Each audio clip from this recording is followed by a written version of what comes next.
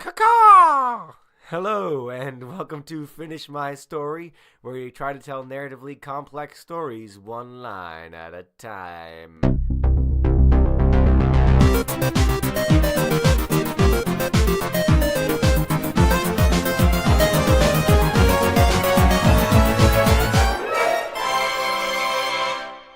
Peter, you got to do a better job of that. There was a bird in here. I know, I'm right, sorry. Right when you hit record. I always thought that was real music. Yeah. Oh, it? Who said that? Who said that? Oh, hello, guys. Welcome to Finish My Story. And my name is Peter, and I'm an improv actor. I'm John, and I'm a screenwriter. I'm Marcia, and I'm a TV producer, director, editor. Yes, welcome back. Caroline's gone. She's off. She moved back to Australia. That's not true. She's still here, but she's not here today. We have a special guest. Marcia, tell us a little bit about yourself. Oh, my goodness. Well, I was born in New Jersey, Okay. went to Boston, stayed there for school. Okay. And I've been a promo marketing reel segment producer, director, editor at WGBH, Which is PBS Boston. flagship station for Oh. PBS. Oh, look at That makes, Masterpiece, Mystery. Oh, not Mystery anymore. Masterpiece and Frontline and Nova and Antiques Roadshow and Arthur and George, Curious George, and Wow. like all the great stuff out of PBS. Antiques Roadshow, so you know Mark Wahlberg. I do. Wow. Not the Mark the Wahlberg. Antiques But I Roadshow. also got to walk with Fred Rogers through the station. Wow. Well, that's actually really cool. That was very and cool. that's the only interesting thing about Marcia. So. Thanks, Pete. No. There's one other factor here. It's a trivia fact. Marcia actually created Yes. Peter. That's true. Created by. So I'm indirectly responsible for Finish My Story. We won't hold that against you. Yes, Marcia is my mom. She's in town, and we're like, let's do it. She's written things in her life, and we're gonna try something new here at Finish My Story. John, we're bringing your mom on next week. I will tell her about that. And I will inform her. And then we're gonna bring on listener your mom next week. So That's U-R, or is that Y-O-U-R? Can they just write in and nominate their moms? What a fabulous idea. if you have a mom that you want to be on Finish My Story, send us their information and we'll get them out to LA. That sounds like an insult almost. Nominate your mom. Your mom. Why? Moms are great storytellers, and they have stuff on you. That's true. Well, that's why Peter was waiting so long to bring you on. Yeah. Had nothing to do with the thousands of miles of distance. Yeah, just about the Yeah, Dirt. I promise not to tell unless you give me a really bad punishment. In which case, forget it. All bets are off. This story will have nothing to do with Peter and his horrible secret. Okay, so guys, what have you been into narratively wise? We talk about that every week, of course. John. I've still been watching more reality TV. God damn it, John. I apologize. You know You what? have a problem. I may. I've also been watching. It's also reality. What you gonna do? Forensic Files. I've been Okay. going down those. Sure. Still watching more Botched because I'm on this medical kick. Can't explain it. It's the Judaism. That's weird. What about you, Peter? What have you been watching? Well, the Oscars are this Sunday, so I finally got around to seeing A Star Is Born. I really enjoyed it. No spoilers. Does it supernova?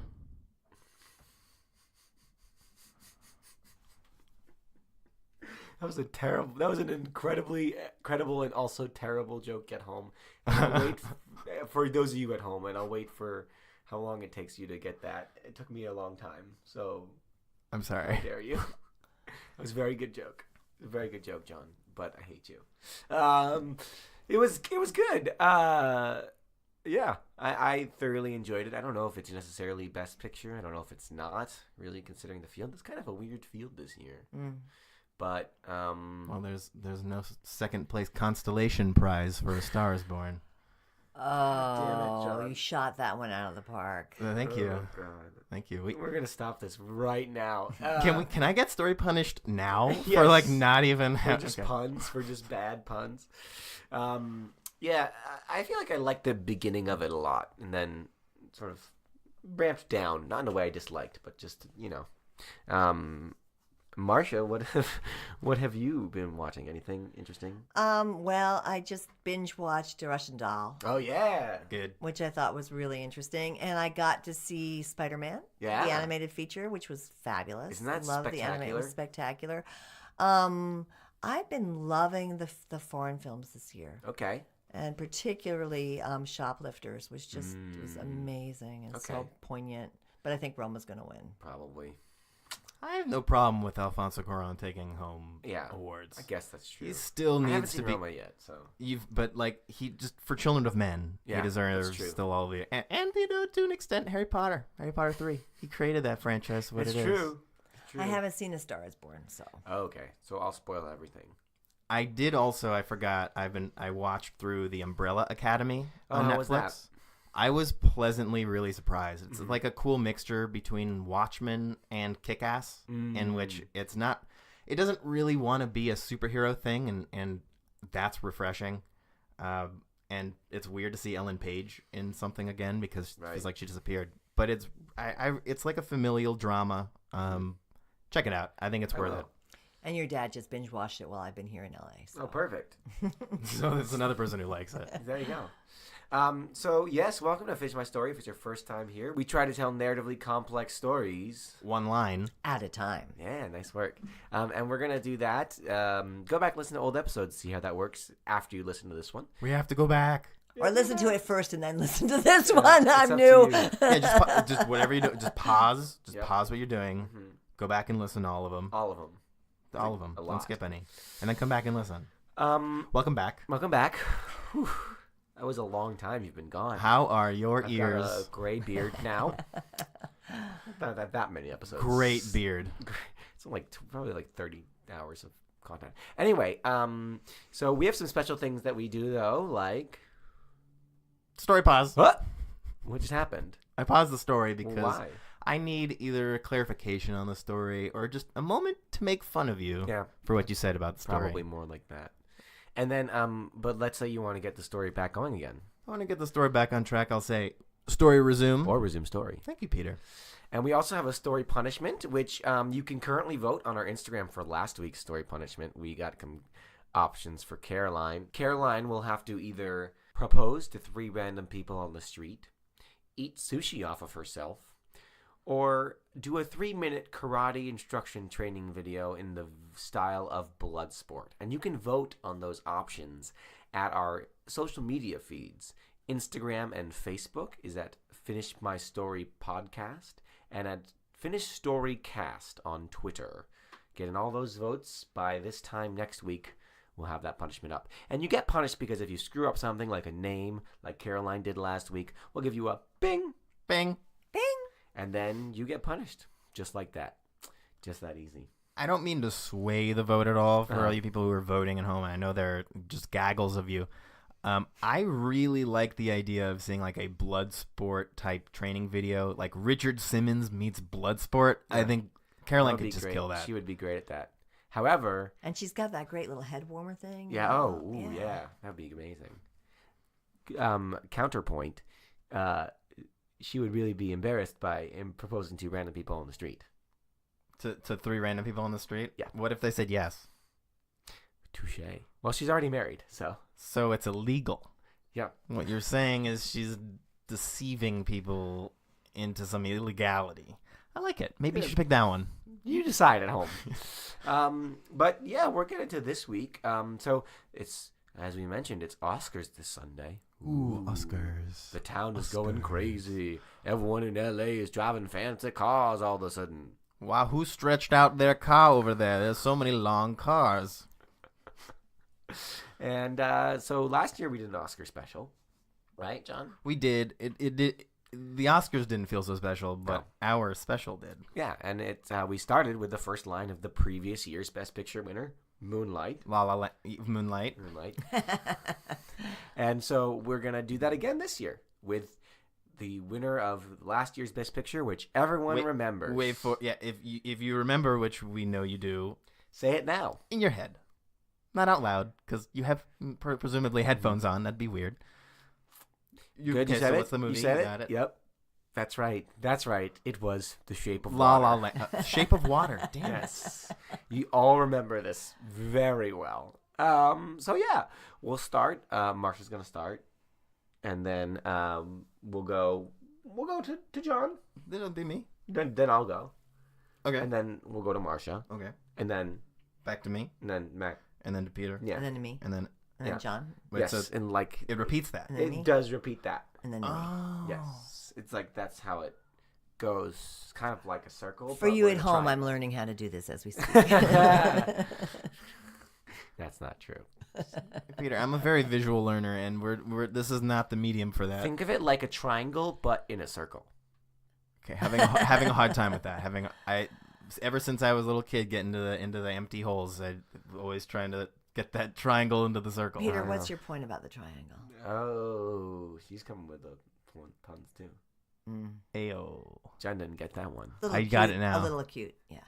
Oh, coming for your crown, John. Man, He's just trying to think of another one. He's being really obtuse right Your now. so- grand- I was gonna make an Father obtrusive joke. Yeah. Your grandfather told such good puns, like we used to want to throw up in the back seat when we were little. Yeah. Is that right? Dad puns. Listen, dad jokes are multi-generational. I think that's what we've learned today. But yeah, let's get into it. Okay. Guys, have anything to say before we start? Puns are great. Puns are great. Shape of Water, also great. Yeah. If I spoke about it, if I did, what would I tell you? Would I tell you about all the things that I had to keep secret? Or would I tell you about the stuff that you probably already know, but I have extra details on? Or would I tell you what you most feared to learn? Objection. Can you please just answer the question I asked? Said the attorney.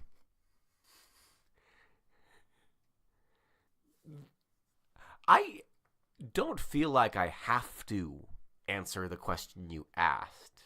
That's not how this works, said Franklin Ranserman.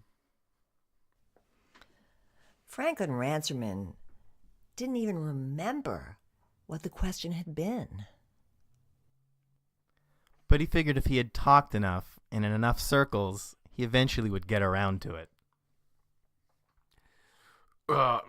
You do have to answer the question, Judge Morris said. That's kind of the whole point of your deposition. But if I already told you...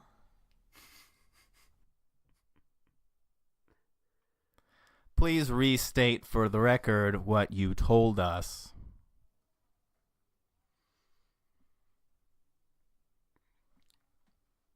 Said the prosecution attorney James P.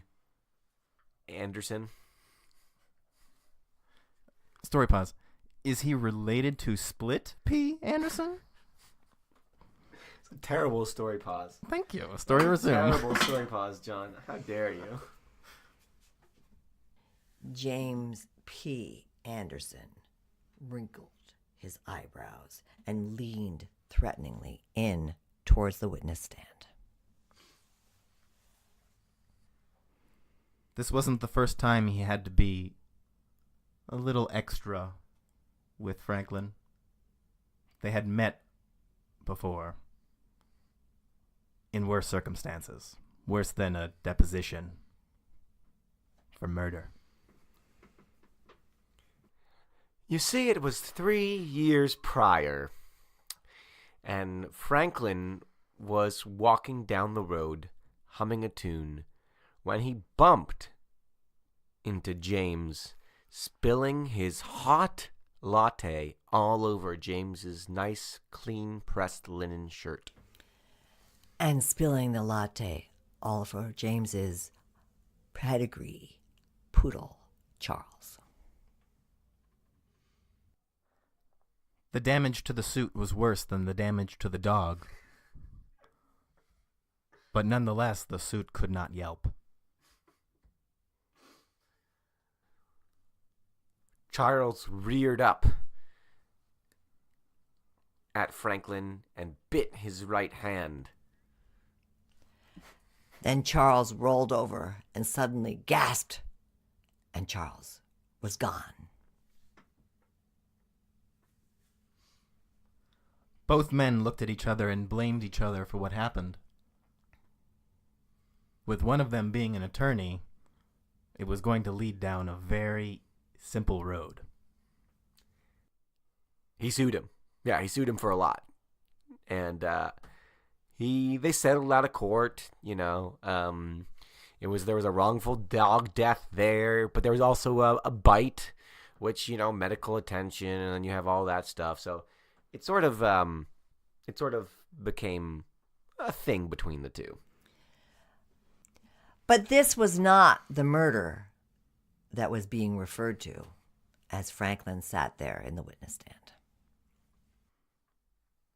Because when a dog dies, it's not murder. It's just someone being a real jerk.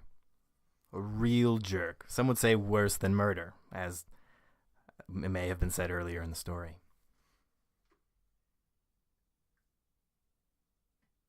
No, Franklin was on trial for murdering his landlord's niece.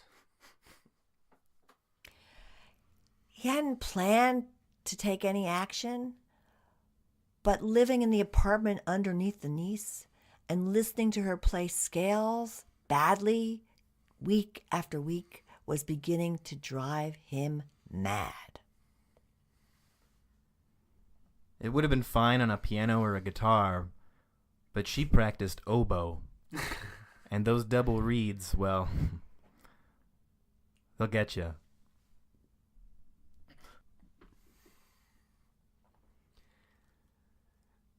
And unfortunately for Franklin, he had what was called selective amnesia, which may seem like he gets to choose when he had amnesia, but it's actually quite the opposite. It's kind of like unselective amnesia. And that day, he didn't remember where he was. In fact, he had flashed back to Vietnam.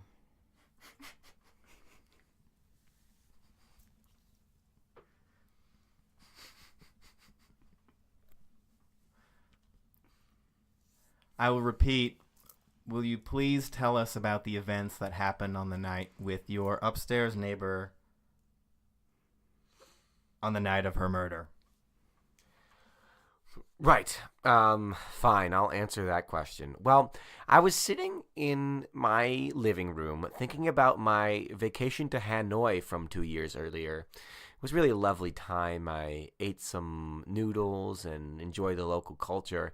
And I know I was watching TV, and that's about all I remember. No! Oh my God, over there. Quick, oh no, down.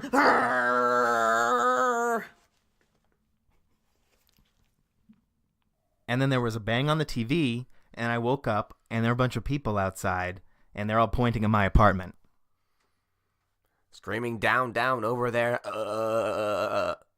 I don't know why they were like making that weird sort of machine gun sound with their mouths, but it seemed like it was very strange. And then they broke down the door. And there was an oboe lying at their feet. I can't tell you how the oboe got inside my apartment.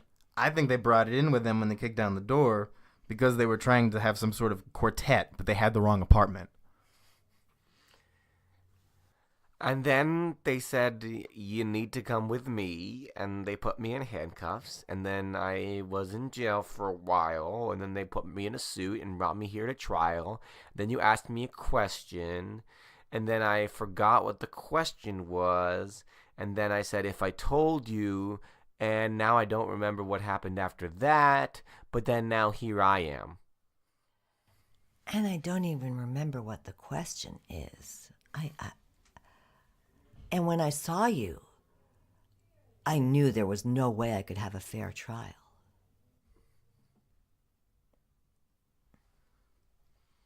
The judge looked at the attorney, not knowing that there had been any history between the defendant and the attorney, and lifted his eyebrow. Please explain, the eyebrow basically said. All right, you see, the defendant and I, we do have a history. One time, 3 years ago, he spilled a latte on my suit, and then my dog died because he spilled a latte on him too. But the dog bit him, and then I sued him for the suit damages, and I guess the dog thing too. It's a whole thing, and we settled out of court, and yeah, I hate his guts. Which, if you ask me as the defendant, would be good reason to think that I cannot get a fair trial. I have to say, I never intended for that tea to spill. I never intended for the shirt to be ruined. I never intended to hurt the dog. I'm a dog lover. Is it true, based on your previous testimony, that you said you have selective amnesia, and that is going to be your excuse for not remembering the exact events of that night? Is that correct? It's not an excuse. Is it an excuse if it's true? Remind me what excuses are. I would like you to please answer the bloody question. I said before, I don't remember if there was any blood in there. They came in, they knocked the door down, there was an oboe, and I was restrained. And here I am. It's a witch hunt. As Franklin finished his sentence, he slouched back into his chair, and for the first time since being on the stand, felt defeated. He lowered his head and put his head on his hand, and his attorney put their hand on his shoulder. And it seemed like the case had been lost for Franklin until new evidence came in, putting the attorney at the scene of the crime on the same night. This was, of course, 3 days later. Nothing really more happened in that day of the trial. Franklin went home. The stenographer packed up her little stenographer box. The judge took off his robes. That was 3 days ago. But this is now today, 3 days after that part of the trial. And Franklin was sitting at home when he got a call from his attorney, Edward J. Sullivan. And Attorney Sullivan said, "We believe we have reason to think that the attorney was at his niece's apartment the day of the murder, and we've taken the oboe into custody to examine it, forensic evidence on the reed, to see if we can find other saliva other than her own." But you're not going to believe this, Franklin. You're not going to believe what the other attorney loves to do in his off time.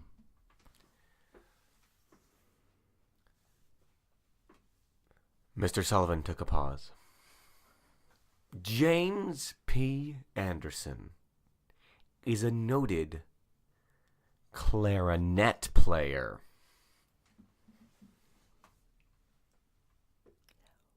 And the reeds are interchangeable, clarinet and oboe. So there was a possibility that it was his clarinet reed that his niece had borrowed when she was desperately looking for one the day her reed had split. It was strange that James P. Anderson's clarinet could play oboe reeds, but he had a converter that could make his single reed mouthpiece into a mouthpiece-less double-reeded clarinet instrument. It was really, really niche. And how did James P. Anderson know Franklin's landlord's niece? This was the question on everyone's lips. And by everyone, I just mean Mr. Sullivan and Franklin, the only two people who knew this, other than, I guess, the cops. On the surface, it appeared they played music together, but they had been seen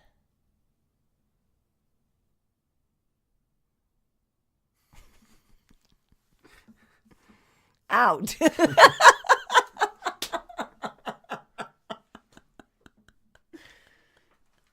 Since they met one evening at a dog owners and dog appreciation club night years previous or prior. Story pause. Do we know the niece's name? Nope. No, she's the victim. We don't. Jane. We're not going to name her in a story pause. Jane Doe. No. That's not a name. That's a placeholder. Okay. Don't get mad at me. Oh, story resume. So, James P. Anderson was canoodling with Ella Fontaine? Franklin asked. Canoodling, perhaps, Franklin wondered. Or was there deep, passionate sharing of music and dogs, bringing them to a different place altogether? Was it James P. Anderson who brought his double-reeded clarinet to the apartment upstairs so that the two of them could duet? Story pause. Boo. What? It's a solid pun. I know. It's a doing it pun, but also with music. It's a fucking pun for all of you there at home. Is fucking a musical instrument term? Hashtag podcast with mom. Now there's a podcast. Resume story. All of these questions were flying around at Franklin's head. And he had all this new information, and he still didn't remember where he was the night of the murder, and then suddenly a vision came to him. He was lying on the ground. Surrounded by grass and other green foliage, and he was wearing his Army's uniform. That he purchased from the Army Goodwill store in preparation for a role. You see, Franklin was an actor living in Atlanta, Georgia, where there are lots of roles for military type people.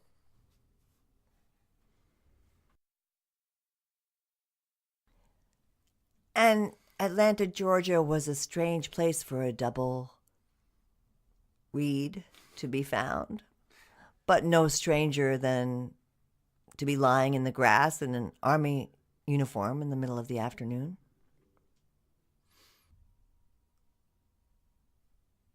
He sat up on the grass, sitting up, and saw his friend Nielsen walking towards him. But Nielsen was dead.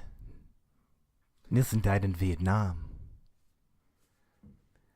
They had gone bungee jumping, and the cables weren't really set. And Nielsen's cable snapped, and he tumbled down into the ravine. And Franklin had seen him die. And suddenly there he was. And this is when the selective amnesia kicked in for the first time. This and the difficult conundrum of how to explain this death of his friend to the authorities and to the United States government.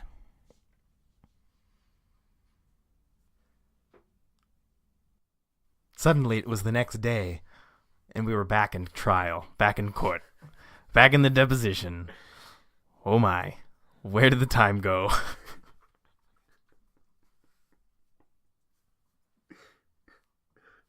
Story pause. Yes. John, you just punted the story farther than the Rams punter punted. Thank you. So what you're saying is I'm due to a big contract. Yeah. Or that I have big feet.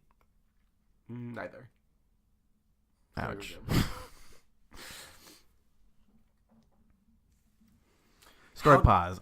I'm just showing that he is unreliable and that if he's selective in his amnesia, No, I know what you were doing. He's unselective in his reliability. I understand what That you were didn't make any doing, sense, but I also think you were a little bit passing the buck.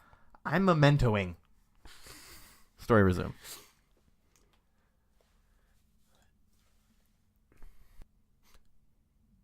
How did I get here? He thought to himself. Hanoi. What is going on? What is going on? And why is everybody staring at me? And where's my army uniform?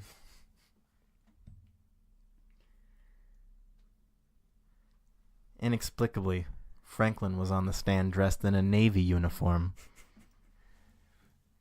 Except he wasn't wearing any pants. Story pause. Isn't that like standard Navy uniform? Okay, story resume.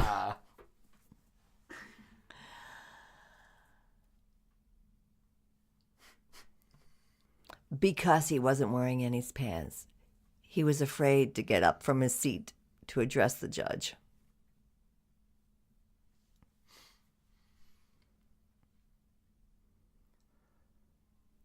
I will ask you one more time, Franklin. Will you please tell us what happened on that night of the murder and stand when you do? And as Franklin thought about bearing his shame to the world, he woke up. And he was sitting there on his couch. And he could hear an oboe playing above him. Oh, those bloody scales. It's enough to make one. But if I told you.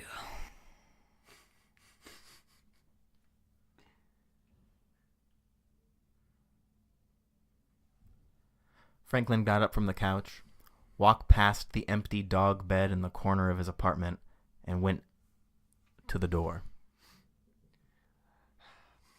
I've never spoken to her about how much those scales annoy me. But I think for some reason today of all days, I feel compelled to tell her, he thought to himself.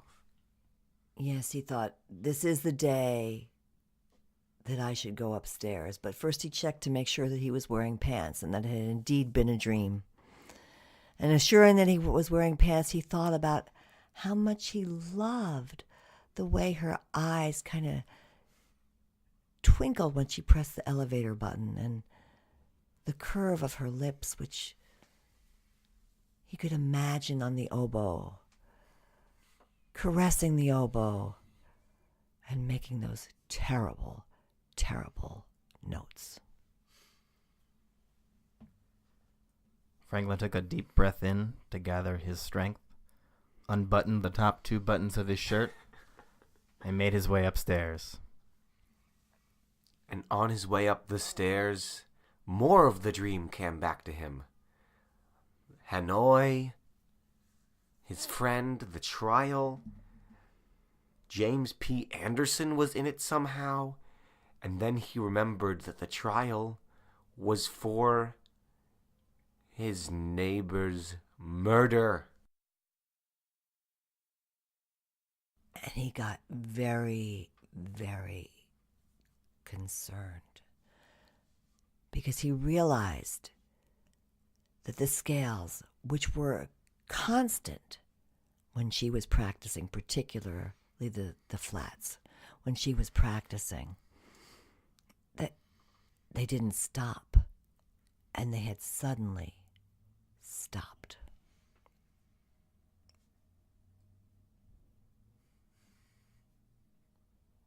He had to know exactly who was playing the oboe and the scales. It couldn't be who he thought it was.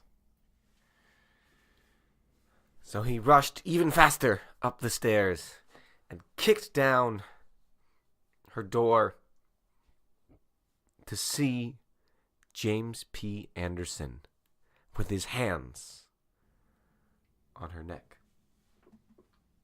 His hands on her neck, and lying at her feet, a clarinet. He could see marks from the clarinet on her temple.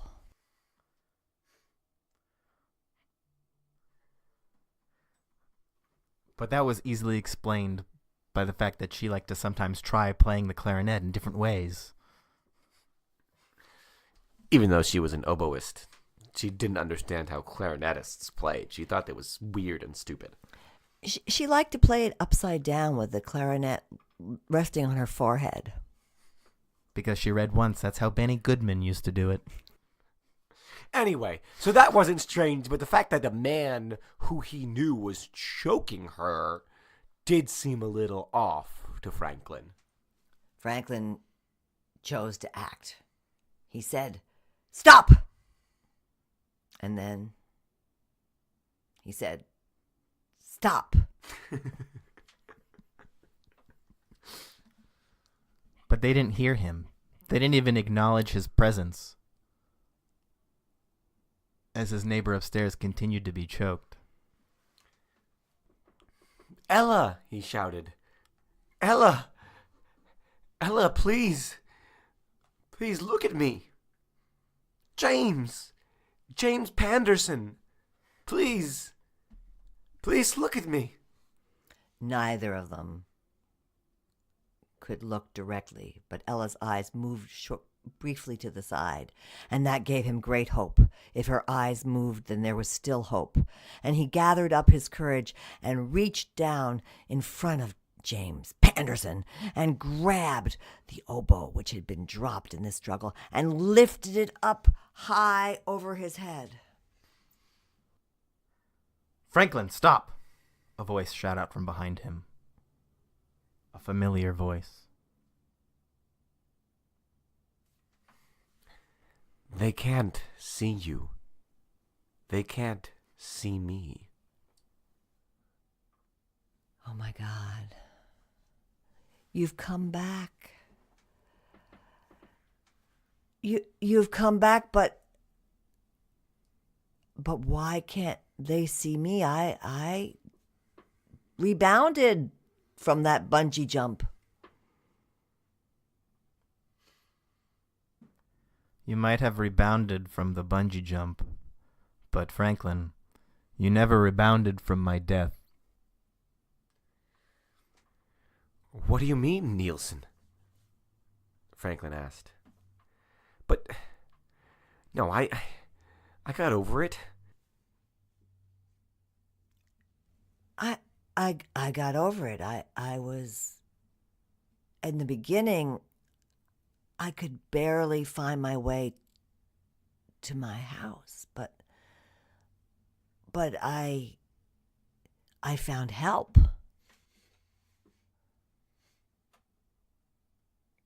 Franklin, if you could talk to somebody, if you could, what would you say?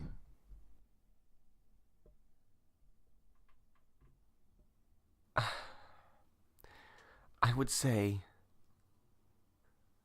life is short, and appreciate those moments you have with those you love, be them friends whose rating systems are very successful, or neighbors who may be loud like an elephant but you love anyway, or random lawyers who sue you. You never know when you'll see them again. I would say it's important to overcome your frustrations. That random acts of violence can totally destroy your life. Forgive. Love. Now. Okay, but if you could say that succinctly, what would you say? Franklin said, and as he stuttered and murmured, James P. Anderson looked up and to the left thought for a moment and loosened his grip. Ella fell to the floor, gasping for air. James P. Anderson's dog ran into the room and licked all up on her face lovingly, trying to revive her and, bring her back into the moment, thinking she was in danger. Is that Charles? Franklin said. I thought he died when he bit me. Nielsen said, "In eternity, nothing is clear."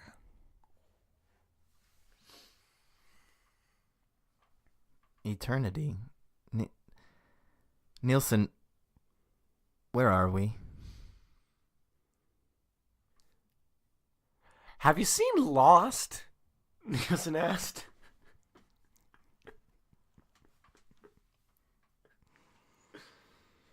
No, that was when I lost my electricity and didn't have a television.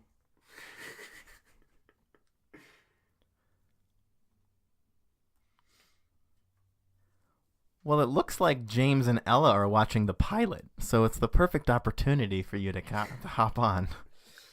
And I had a feeling you hadn't. We're in James and Ella's apartment.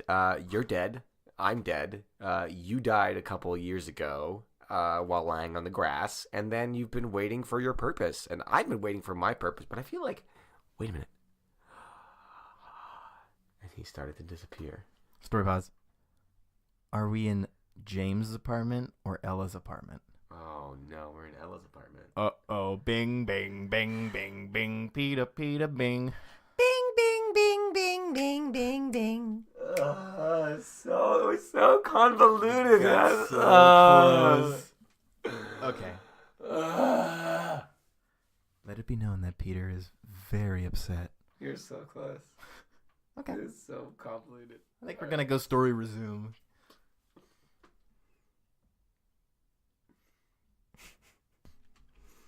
Franklin looked down. He saw his hand. He moved the fingers. He took the fingers and pinched his arm. He felt pain. He must still be here. Does this mean either he's truly still alive and Nielsen was wrong, or he hadn't yet completed his purpose?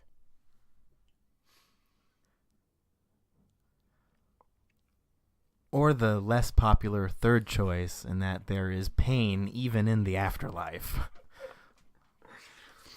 But no, that couldn't be it. That's way too dark. So it must be that he hadn't completed his purpose. Wait a minute. I stopped a murder, he thought. But now she's staying with a man who just assaulted her. But since she could not hear him, how would he warn Ella? How would he let her know this man was dangerous, that he was controlling, that he wanted ill for her? How could he let her know? He looked at Charles and wondered if there was a way to get Charles to alert her.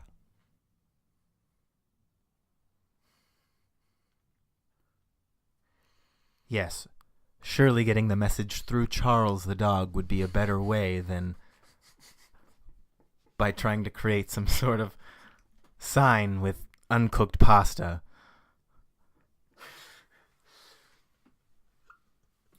That's how the army taught him to do it. So he reached out to pet Charles, and in doing so, brushed the side of the television they were watching. And the channel changed to All Dogs Go to Heaven. At which point his attempt to get Charles to bark failed, as Charles suddenly turned his head and sat down to watch.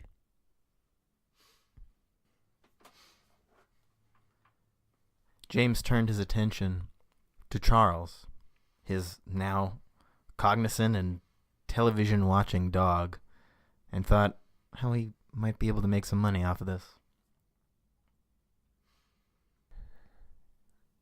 And Franklin realized at that moment that when he thought about Charles in heaven, the television switched to All Dogs Go to Heaven. So he thought again, and he touched the television, and the channel changed again to the Honeymooners. To the moon and back, Alice, came out of the television.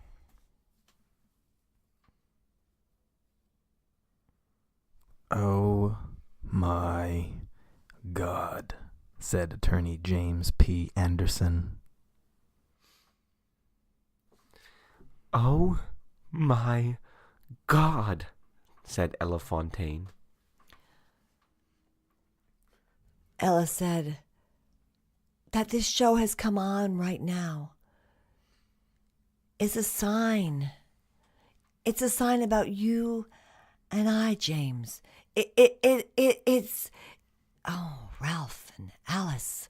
Oh, Alice and Ralph. Oh, Cramden.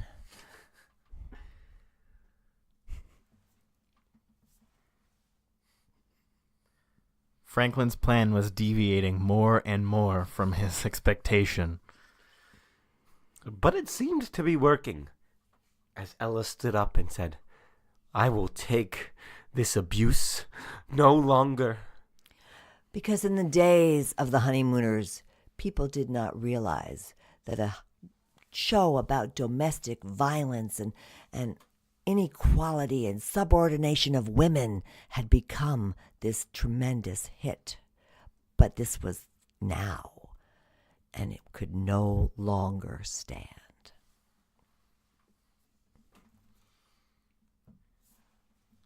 I want you, Attorney James P. Anderson, to leave my apartment right now.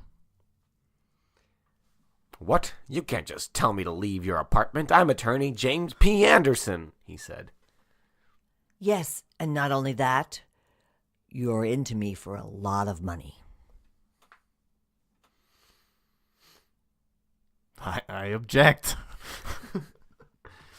she said. And as she did, Franklin looked at the bookshelf next to the TV and reached his hand out, and a book fell.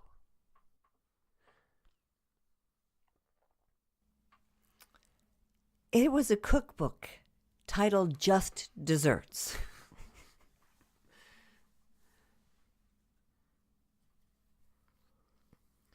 Ella's face fell. Patrick? Patrick, is that you? Patrick was Ella's cat, who lived in the apartment as well. Even though she was at a dog lovers convention, she also had a cat named Patrick who used to get into the bookshelf. But no matter. Franklin stuck his hand out again, and 3 more books fell off the shelf. Oh, this can't be Patrick. But the ground hasn't shaken. We're not having an earthquake. What could explain these books falling to the floor? Patrick hasn't moved, and the books are heavy. And they all have to do about leaving your significant other. The first book, the Just Desserts book, was the wrong book. Why are you talking about this? James P. Anderson said. You just told me to leave your apartment, and now some books are falling over. I'm staying. And then more books began to fall from the shelves. Not just that shelf, but the shelf to the left of the TV, and the cookbook shelf behind the kitchen. Books were falling and flying everywhere. It was kind of a neat trick to discover that you could move books even when you had no physical body.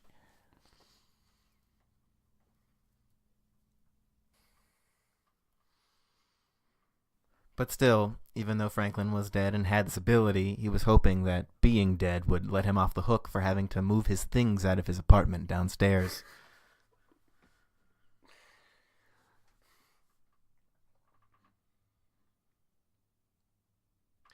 Ella looked up at the books falling off the shelves and at James's strange expression and knew it was time.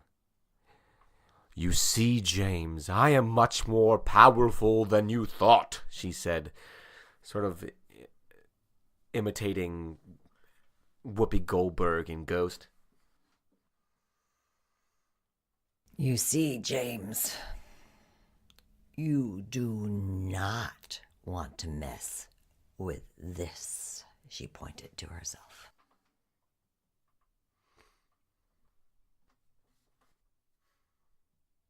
Charles the dog got a scent or a sight of Franklin and ran over to him, barking at him. But to the human eye, he was just barking at emptiness. For the first time in his life of being a rich white man lawyer, James P. Anderson felt afraid. The books, the random cookbook, the barking, the sense of some presence that he couldn't fathom. And the look on Ella's face, which had distorted her into a ghastly appearance that was even too much for James P. Anderson, who could stomach the sound of the oboe scales. This was too much. "Charles, we're going," he said. "No," Ella replied. "He stays with me." And with that, James P. grabbed his briefcase and ran out the door. He ran out just as Charles was about to reach his ankle with his fangs bared.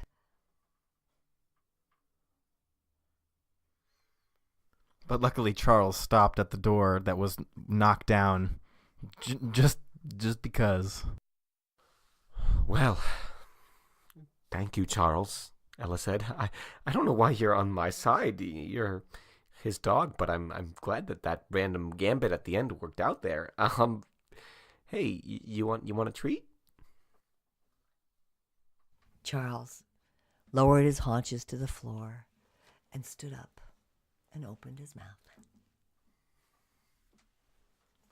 Ella went to the cupboard to retrieve a dog treat, and just as she did, she thought she saw something in her peripheral. A man's shoe. A man's shoe that she had seen thrown at her window years before when she was playing her oboe scales. But, it probably was just a common shoe, and then she looked back and there was no shoe or no man. So she grabbed the treats, went over to Charles. She gave Charles the treat, sat down on the couch, picked up the oboe.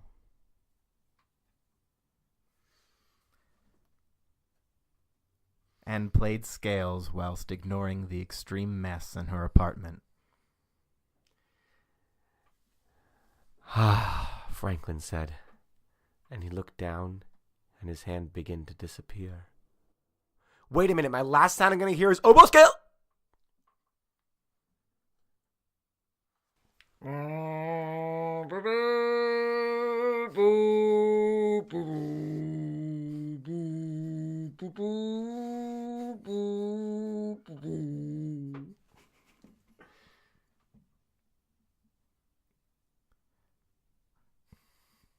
And Franklin disappeared into nothingness, much like was threatened to Marty McFly in Back to the Future as he was disappearing on stage during Johnny Be Good, who's Earth Angel. But he felt happy, like he had served his purpose, but also really fucking annoyed at the oboe scales. and so pissed that he'd left that shoe lying in her apartment. Charles nuzzled up onto Ella's lap as she played the scales and fell asleep somehow. And the two of them sat there with muted All Dogs Go to Heaven on TV, sitting together. The end. Woo! Beautiful. Woo! Hey, you know what? We kind of told a lot of Oscar tropes in that Oscar episode. There's Vietnam flashbacks.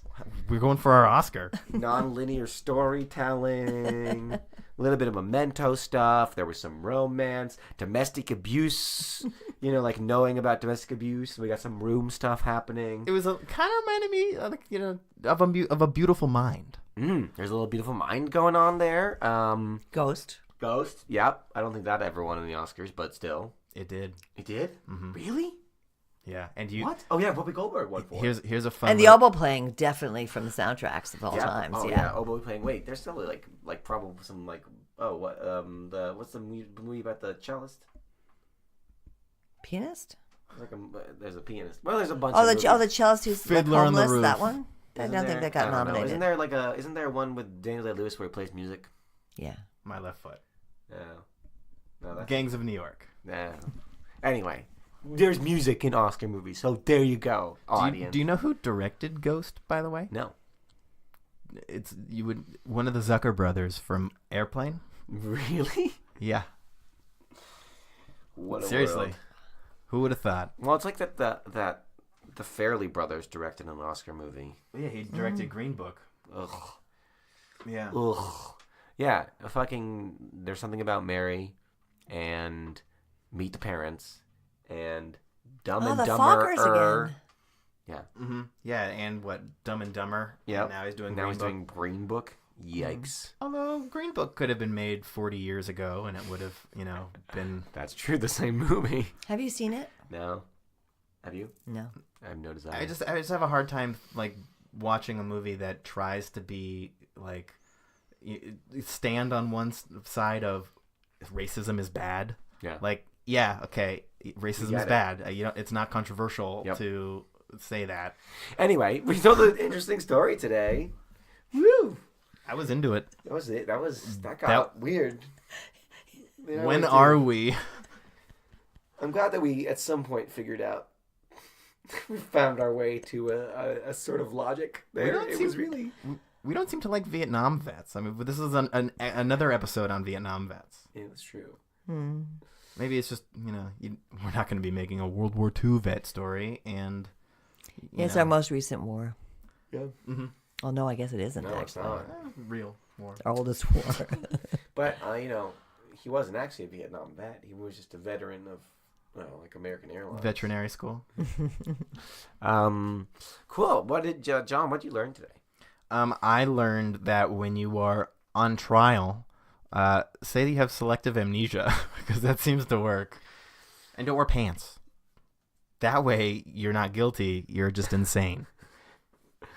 I learned that if you're a ghost, just make sure you complete your life's purpose in a way where you don't have to hear bad music on your way out, because that's gonna be the last thing you ever hear. You should learn that now. Yeah, it's better now than later. Right. And I've learned if you're a small dog, avoid hot water. Yeah. And milk. Yeah, there was definitely some milk in there. Who knows what it was that killed Charles?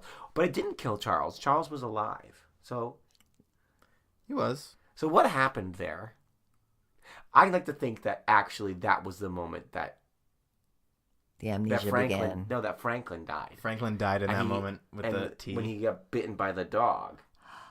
Oh, not that he avoided Charles and the attorney and wandered into the street and this is all a Jacob's Ladder I think he type got of bitten situation. by the dog and then got some sort of weird disease infection and died. Oh. And that's my interpretation anyway, and that's why he can't remember anything that happened afterwards because he was already dead. Although that doesn't validate all of our points about him being sued by. No, I take that the dog's death was faked so that the lawyer could sue another person. Oh, that's definitely what it was. Yeah, that's the one that makes sense. And in post-death of our main character, Franklin, he then discovers that the dog, he wasn't actually responsible for the death of a dog, and that he's actually a pretty good guy. Yep. Even though he throws shoes at people's windows for playing oboe. How did he even do that? He's below her. He's the downstairs. He's a hook shot. It's like He's a like, mean hook. Yeah. Or he like went outside to like aim it upstairs. Yeah. Yeah. That was fun, guys. Blindly throw a shoe. I hope you enjoyed. You can follow us on our social media platforms so you can. Yeah, and give us some ideas for voting for, Peter's punishment. Yep. As you vote for Caroline's punishment from last week, think of what I should be punished, how I should be punished. It'll come up there. You'll have the opportunity to. So do that. Vote on our platforms are Instagram and Facebook. It's Finish My Story Podcast, and it's Finish Story Cast on Twitter. They don't allow the same amount of letters. And thank you, Marcia. Marsha, thank you. It's been weird. It's an honor. You've been calling Marsha. It feels very strange. Yeah. I was trying to be professional. Well, thank you, Mom. Yes, Thank you, guys. Marcia. Guess what? You're John's mom now. Oh, Boom! boy. Oh, I would not wish that on you. Me neither. But I would wish that on you, John, because she's a delightful mother, and y'all at home should be jealous. Suck it. They are jealous. I just got word. Oh, my God. I've just started to disappear. Oh my God. For purpose. Thank you, guys. Anything you guys need to add before we say goodbye? No, hopefully it's not goodbye for good. No. Watch the Oscars. Yeah, do it or don't. I hear Peter is hosting it this year. Yep. In my dreams, and not like in my dreams, like I want it. Like I've been falling asleep, and in my dreams I've been forced to host the Oscars. Like he's been having this same vivid dream every single you know night. What? Maybe I'm dead. He's hosting the Oscars without any pants. Yep. Have a great rest of your afternoon tea at the Omni Hotel. I know you guys are eating some like finger sandwiches and you're drinking some tea and you got those sugar cubes and you like got the little spoon you want to like put it in and stir it up. I know you're like, you know what goes really well with afternoon tea? Not conversation, but a podcast. So you both have, you and your person you're having the afternoon tea and both have your AirPods in and you're listening to me right now. So enjoy the rest of that tea. Don't take the cucumber out of the sandwich just because you don't like cucumber. It kind of binds the whole thing together. And afternoon tea goes much better with Finish My Story. Yes, no question. Exactly. That's the original afternoon delight, is podcasting. Have a great rest of it. Bye. Later, guys. Remember, if you're eating finger sandwiches, debone them.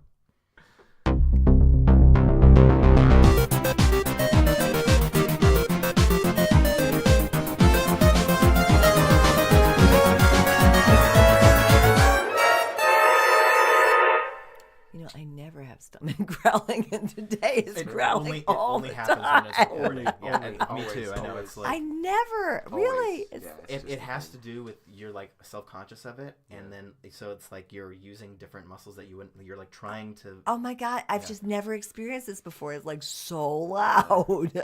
I've been in a recording studio where like recording dialogue, and it's just like it's so stale, empty, and there's all of a sudden you're.